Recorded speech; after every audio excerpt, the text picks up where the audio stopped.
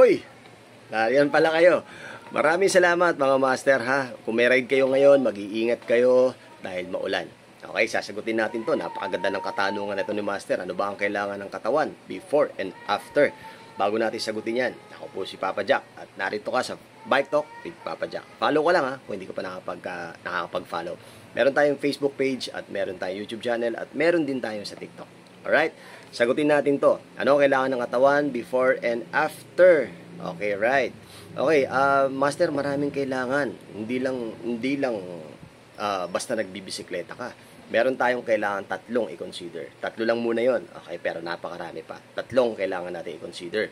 Unang-una, kailangan, master, ihanda natin ang katawan natin sa gagawin nating pagbibisikleta.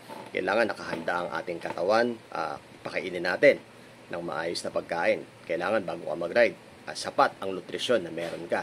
Meron kang magagamit sa iyong pagbibisikleta. At pangalawa, kailangan handa ang iyong kaisipan sa gagawin mong pagbibisikleta. Okay? Hindi pwedeng hindi po pa natatapos dahil nahirapan ka, ayaw mo na. Okay? At ang pinakahuli, syempre, yung pinakamahalaga.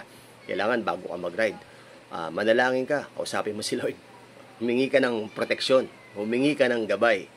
Okay? Nagabayan ka sa iyong pagbibisikleta. At bigyan ka niya ng lakas at bigyan ka ng lakas ng kaisipan, lakas ng katawan. Alright? After mag-ride, master, kailangan pabawiin mo yung katawan mo sa nawala sa'yo. Ano ba yung mga nawawala sa atin? Siyempre, nawawala sa atin yung sodium, nawawala sa atin yung sugar, nawawala sa atin yung maraming nawawala sa atin pag tayo ay nagbibisikleta. Kailangan pakainin natin ang katawan natin ng sapat na nutrisyon, yung tamang nutrisyon. Okay? Huwag tayong manghihiram ng mga synthetic na lakas. Iinuman natin ng energy drink, iinuman natin ng mga kung ano-ano at pakakainin natin ng mga synthetic na pagkain gaya ng mga fast food, junk food. Kailangan kumain tayo ng sapat na pagkain at inumin na may sapat na nutrisyon na makakatulong sa ating makarecover.